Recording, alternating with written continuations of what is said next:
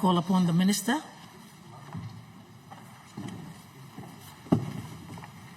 Minister for International Trade and Investment. Madam Speaker,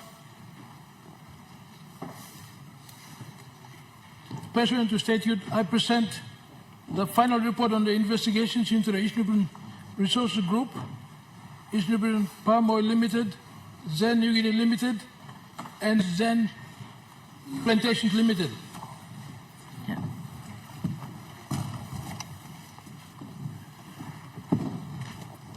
Madam Speaker, I ask leave of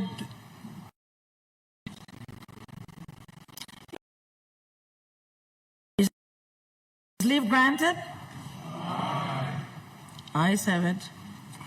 Minister, make your speech.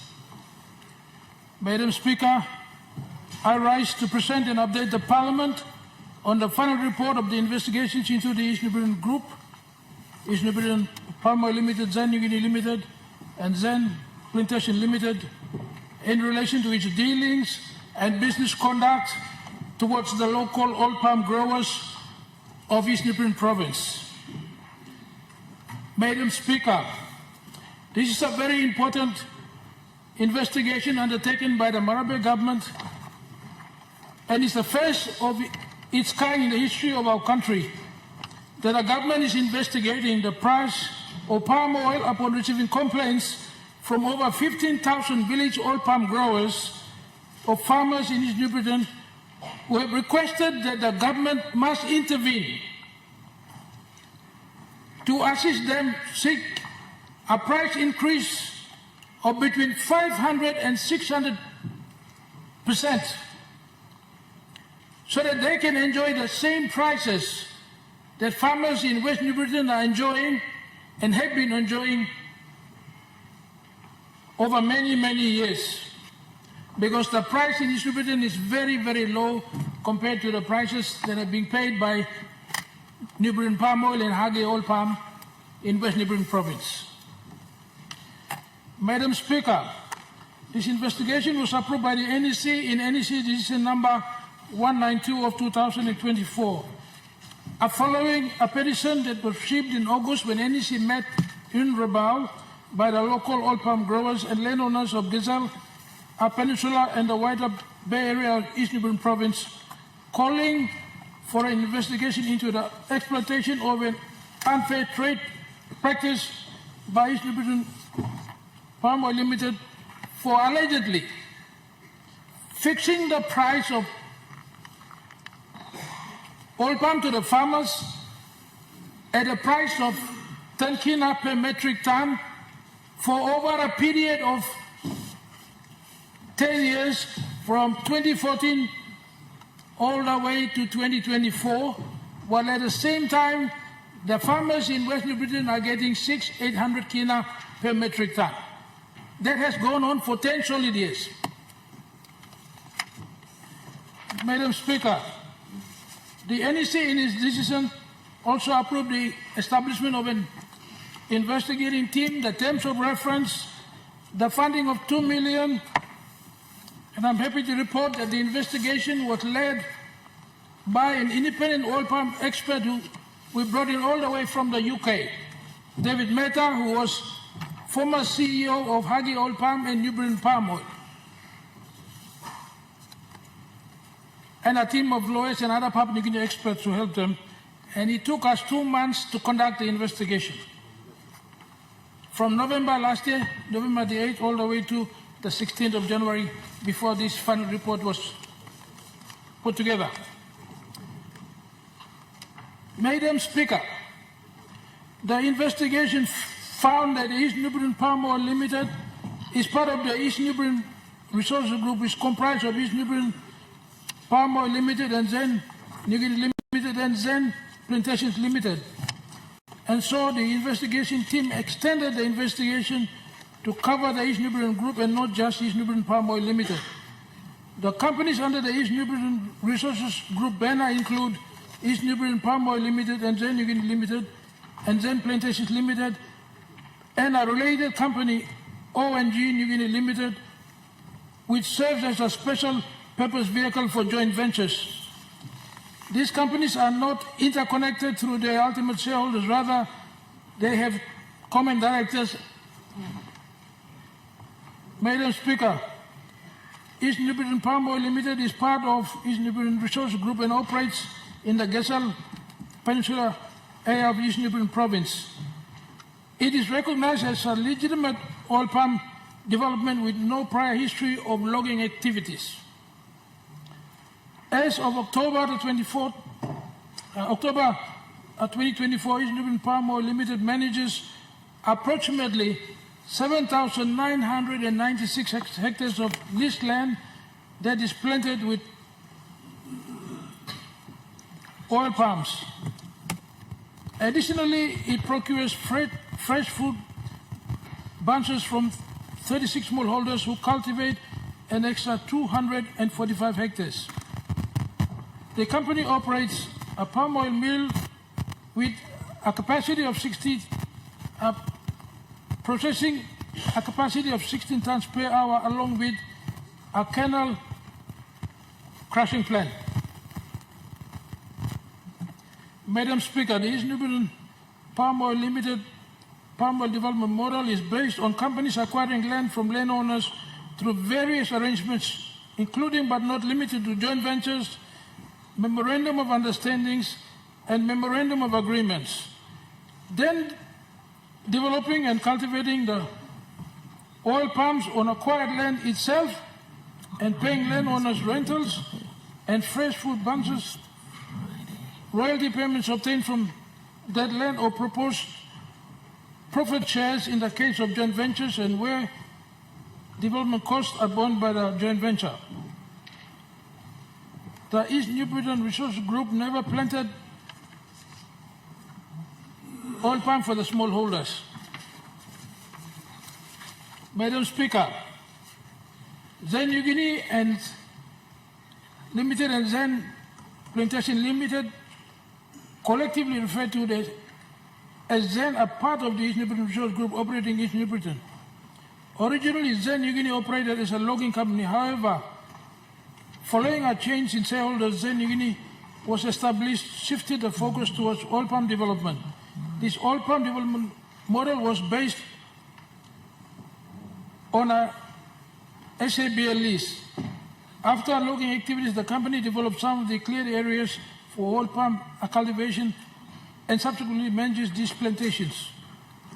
As of October 2024, TZEN Plantation Limited had approximately 7,000 hectares planted oil palm with a palm oil mill capable of processing 45 tons per hour and a crushing and a kernel crushing plant.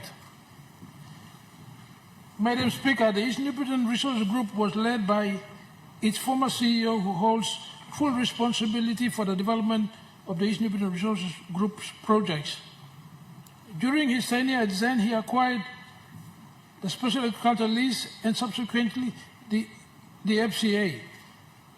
Following these acquisitions, he initiated the development of oil palm plantations on land owned by local landowners without formal agreements in place. Consequently, that landowners have no choice but to accept the terms imposed by him. At East Nubian Palm Oil Limited, he is an individual responsible for managing the initial acquisition of land from landowners for oil palm plantations. This process involved various agreements, some of which were merely verbal agreements. Madam Speaker, according to landowners, these arrangements were predominantly negotiated without adhering to proper free, prior, and informed consent protocols. No documented evidence of free, prior, and informed consent negotiations had been located by the investigation team, including verbal allegations suggest that he employed exploitation tactics, including verbal agreements, coercion, and intimidation to acquire land. Madam Speaker, it is alleged that the former CEO engaged in numerous inequitable benefit sharing agreements that were agreed upon without prior, free prior and informed consent negotiations. Most landowners who signed this agreement did so without a clear understanding of their commitments, the benefits they would expect to receive, and the time frame in which these benefits would be delivered. Madam Speaker, it is the view of the investigating team that the former CEO is largely responsible for the issues related to oil palm development associated with the East Newport Resources Group in East Newport, as well as the significant issues to be addressed by the East Newport Resources Group and the losses suffered by associated landowner stakeholders. Madam Speaker, the investigating team was unable to obtain all the necessary information. However, the Chief Operating Officer of the East Newport Resources Group provided valuable assistance as the representative from the Investment Promotion Authority, the Independent Consumer and Competition Commission, and the Departments of Lands and Physical Planning. Due to limited information available, broad assumptions and calculations were made to estimate landowners and stakeholder losses. The investigating team estimated that the underpayments in terms of price to the landowners is estimated at 38,730 kina, 30,637 kina from the first oil palm plantings in 2009 to October 2024. What our people lost out in the 10 years by underpricing is over 38 million estimated by the investigating team. In the absence of a mandatory price formula for our country, for FABs for small outgrowers, and a standard template for benefit sharing agreements with landowners, the losses suffered or underpayments to landowners were calculated based on the normal industry price or what Newbern palm oil was paying for fresh fruit bunch for small outgrowers and landowners compared to what the East Newport Resource Group was paying over a period of 10 years. Madam Speaker, it's important that the Parliament understands and this country understands we do not have a national price formula for oil palm. We don't. We've never had one in 50 years. So these loan companies are basically coming in and deciding on price and abusing our people. Many issues noted throughout this investigation include lack of mutually agreed benefit sharing agreements, non-compliance with existing legislations, non-fulfillment of project agreements, etc., were mainly attributed to absence of a central regulatory body for the palm oil industry in Papua New Guinea. We don't have a national regulator like CIC or the Cocoa Board. Despite some existing legislation governing the operations of the oil palm companies, there is obviously lack of a proper central coordinating and oversight industry body or regulatory body.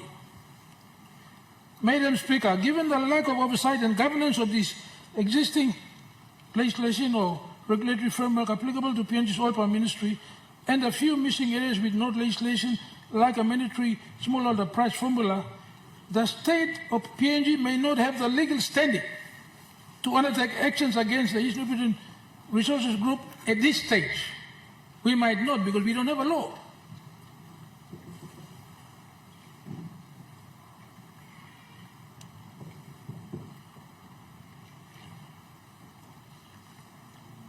The government of PNG needs to handle this situation with gracefulness to ensure a win-win situation for all stakeholders going forward. That is to keep the company operational because it's got the mills, it's got the plantations, it needs to be exporting. But at the same time, we have to look at how we can. And so we have a fair and equitable benefit sharing agreement, including a national price formula. Madam Speaker, the recommendations that arose from the investigation include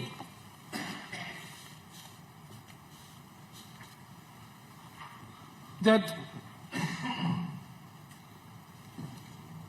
we immediately immediately, as a country, need to look at a new oil palm policy and legislation for the industry. This is to prevent logging companies from acquiring SABLs for logging purposes under the disguise of agricultural development. SABL is a bankable title and is suitable for acquiring and utilization of alienated lands for oil palm farming. Madam Speaker, the investigation also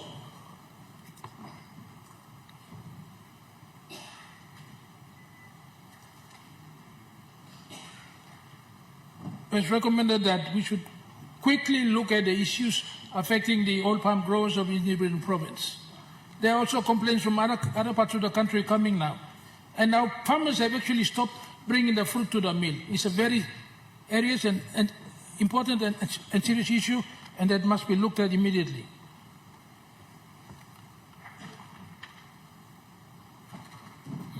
Madam Speaker,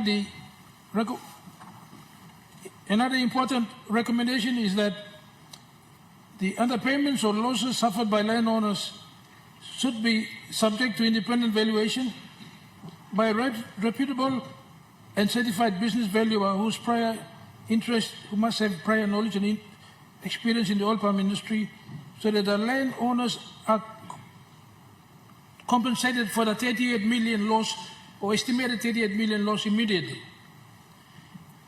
The recommendation from the investigation teams are option 1, that the state, through the oil palm minister, can direct a negotiation with the East Nubran provincial government for the losses to be paid to the farmers.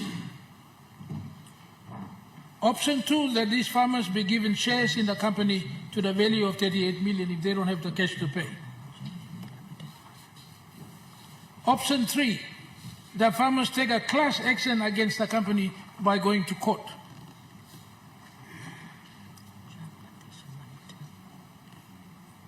Option 4, look at other options, including taking them to court under the Companies Act. Option 6, criminal charges should be brought against the board and management of this company and its shareholders. Option 7, those responsible should be deported from this country to make a lesson for everybody else, not to exploit our people anymore. So those are some options which the investigating team has now proposed to government.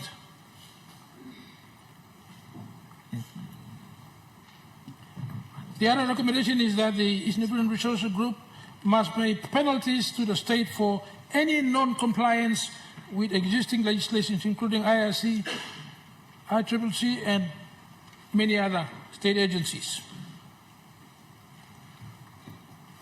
Madam Speaker, the Marus government will act firmly on these complaints from our farmers and must act firmly so we can get a fair and far better package to encourage our people to free up land for oil palm development.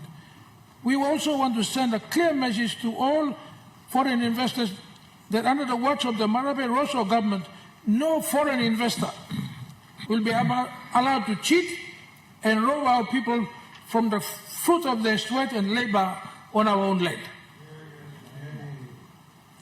Madam Speaker, this investigation will form the basis of the new oil palm policy and legislation that must be put together to govern the operations of the oil palm industry and its management into the future.